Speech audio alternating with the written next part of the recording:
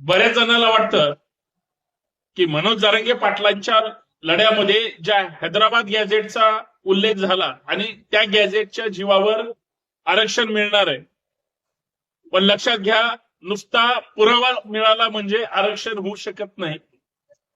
आणि गॅझेट हे 1900च्या काळातलं आहे, स्वातंत्र्याच्या अगोदरचं आहे. भारतीय राज्यघटना लागू कधी झाली? 26 नोव्हेंबर 1950. आणि त्याच्या अगोदरचा जर तो पुरावा असेल तर तो फक्त पुरावा म्हणून हे होईल, त्याच्यावर लगेच दाखले दिले जातील का, याचा सुद्धा विचार झाला पाहिजे. अजून एक गोष्ट, कुठलंही गॅझेट हे अंतिम पुरावा असू शकत नाही, त्याला राज्य सरकारची मान्यता आणि माननीय न्यायालयाने सुद्धा तो मंजूर केला पाहिजे, तर आरक्षण होऊ शकतं.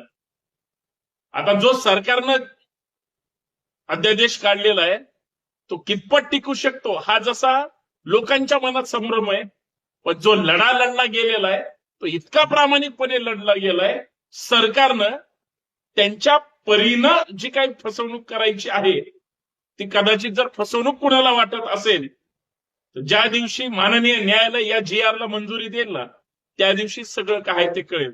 बाकी संभ्रमात पडायची आणि गोंधळून जायची गरजच नाही.